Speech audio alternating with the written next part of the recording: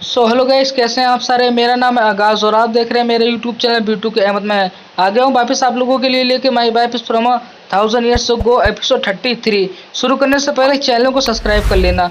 शुक्रिया। आप लोगों को शुरू करते हैं। एपिसोड 33 की स्टार्टिंग में जीन को दिखाया जाता है जो कि अजीब सा मुंह बनाई हुई होती है और केक को प्लेट को अपने हाथ में लिए होती है। असल में वो देख रही होती है लोगों को, जो कि उसकी आंखों के सामने बिल्कुल एक दूसरे के ऊपर केक फेंक रहे होते हैं और बहुत ज़्यादा मस्ती कर रहे होते हैं केक को फेंक फेंक के। ये सब जीन देख रही होती है। फिर हमें स्टोरी बताई जाती है कि इससे पहले यहाँ पर क्या हुआ था।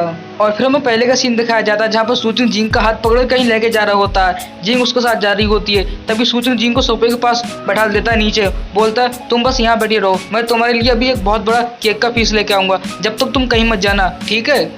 और सूचिंग जिंग को वहीं पर छोड़ के चला जाता है। बोलता है मैं तुम्हारे लिए बड़ा केक लेके आऊंगा, उसका फीस एक, समझ गई। और सूचिंग के जाने के बाद जिंग टेबल के पास आ जाती है जहाँ पर काफी सारा खाना रखा हुआ होता है और काफी सारे लोग होते हैं वहाँ पर। जिंग ये सब देखकर काफी ज्यादा खुश होती है क्योंकि बहुत ज्यादा लोग होते हैं, केक वगैरह कट रहा होता है। जिंग सोच रही होती है अपने मन में शायद से ये भी एक परंपरा है केक को काटने से पहले इस तरीके से छुपना, तभी सूचिंग ने मुझे छुपाया है यहाँ पर।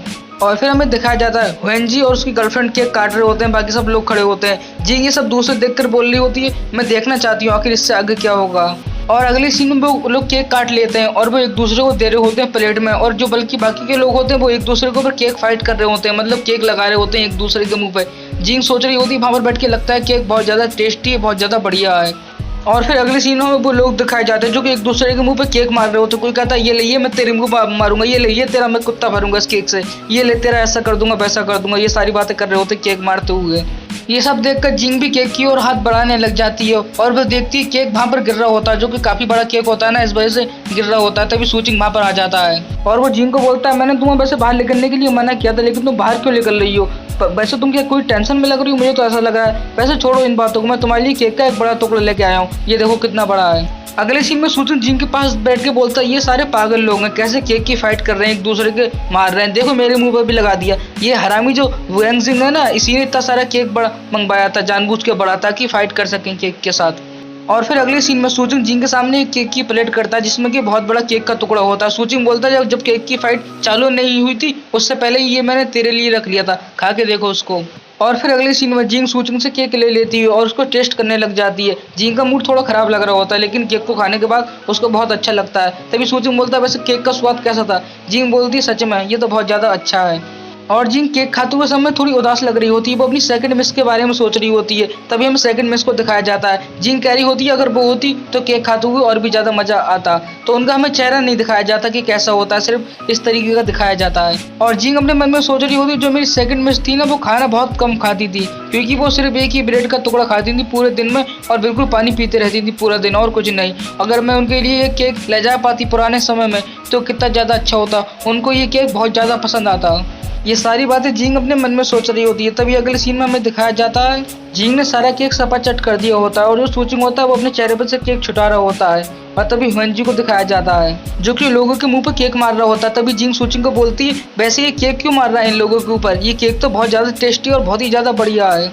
जिंग की ये बात सुनकर सूचिंग बोलता है वैसे केक एक दूसरे के मारने के लिए ही होता है बर्थडे पार्टी में, और अगर तुम्हें केक इतना ही ज़्यादा पसंद आ रहा तो कोई बात नहीं, मैं तुम्हें एक बड़ा सा केक खरीद के दे दूंगा, फिर तुम उसको आराम से खाना, उसको बिल्कुल ही मत फेंकना, ना ही बिल्कुल ही वेस्ट करना है, बिल्कुल फुल मजे से उसको खाना, ठीक है। सूचिंग की ये बात सुनकर जिंग अपने मन में सोच रही होती है थोड़ी उदासी कि क्या लोग हैं ये, एक दूसरे के ऊपर केक फेंक रहे हैं, वो भी इतना ज़्यादा अच्छा खाने की चीज़ को, और बिल्कुल जो कि नए कपड़े पहने हुए हैं इतने बढ़िया उनको भी गंदा कर ले रहे हैं। इस समय की दुनिया भी पता नहीं कितनी अजीब है। और फिर हमें उन लोगों को दिखाया जाता है जो कि केक की बिल्कुल मारा मारी करे हुए होते हैं, पूरा केक जो बड़ा सा होता है उसको बर्बाद कर दिया होता है एक दूसरे पे मार मार के। जिंग अपने मन में कह रही होती है ये सब देख के सच में ये दुनिया एक गोल्डन पीरियड है। और फिर अगले सीन में हमें जिंग की केक की परेड दिखाई जाती है जो कि केक बिल्कुल सपाचट कर दिया होता है जिंग में, और सामने बंदे नाच रहे होते हैं।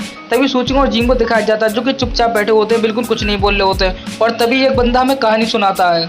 वो बंदा बोलता है ये जो समय है इसको गोल्डन पीरियड कहा जाता है, इसमें सारे लोगों का पेट भरा हुआ होता है और नए कपड़े पहने हुए होते हैं, बिल्कुल मस्ती कर रहे होते हैं, और इन लोगों के पास घर भी होता है, पहनने के लिए कपड़े भी अच्छे होते हैं और सब कुछ बढ़िया होता है। तभी जिंग और सूचिंग को दिखाया जाता है जो कि चुपचाप बैठे हुए होते हैं। तभी सूचिंग जिंग को बोलता है मुझे लगता है वो लोग अभी रुक गए, केक नहीं मार रहे हैं एक दूसरे के, तो तुम बाहर निकल सकती हो, और वैसे मैं भी बाथरूम जा रहा हूँ और तुम यहीं पर बैठी रहना, समझ गई। और अगर वैसे तुम्हें जाना हो तो तुम घर के लिए निकल सकती हो, मैं अभी आ रहा हूँ बस।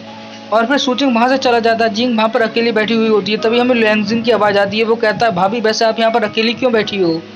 क्या सूचिंग तुम्हें यहाँ पर अकेला छोड़ के चला गया? ये बात बोलकर लुएंगजिंग जिंग के पास आके बैठ जाता है और उसको बोलता है वैसे तुम्हारा नाम क्या है? हम एक दूसरे को जान लें, बहुत अच्छा रहेगा। तभी जिंग उसकी ये बात सुनकर बोलती मुझे तुझसे बात नहीं करनी है, तू यहाँ से चला जा चुपचाप।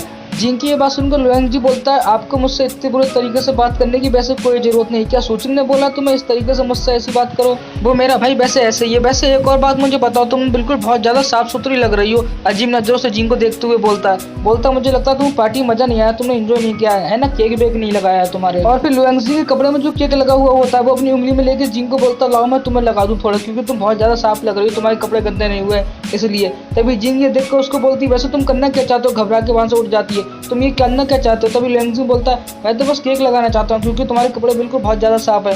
ये देखकर जिंग काफी ज्यादा परेशान हो रही होती है लुएंगजी को इस तरीके से करते हुए देखकर। वो उससे कुछ कहना चाहती लेकिन कहती नहीं, बिल्कुल वो उसके पास ज्यादा लगाने के लिए क्या लुएंगजी जिंग के पास। और जो जिंग होती है अपना मुख का बिल्कुल बहुत ज्यादा टाइट करने लेती है इसका मुंह तोड़ने के लिए। इतने में वहां पर ये केक लगाने वाला होता है, सूचिंग आकर उसको पकड़ लेता है। जो लुएंगजी होता है ना उसका मुड्ढा पकड़ लेता है और काफी ज्यादा डरावना फेस बनाकर बोलता है वैसे तुझे किसने बोला था इसको केक लगाने के लिए?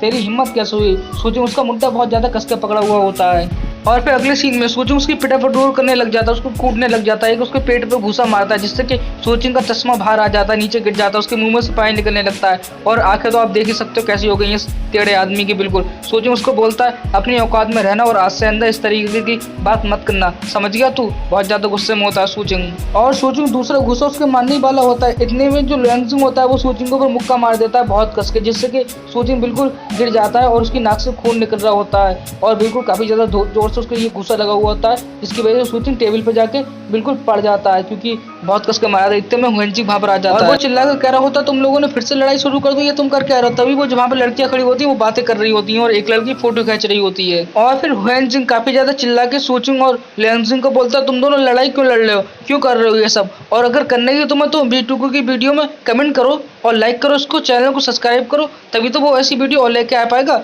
तुम कर क्या रहे हो यारो? तो यहीं पर हमारा एपिसोड एंड होता है। इसका नेक्स्ट पार्ट जल्दी आएगा, तब तक के लिए बाय बाय।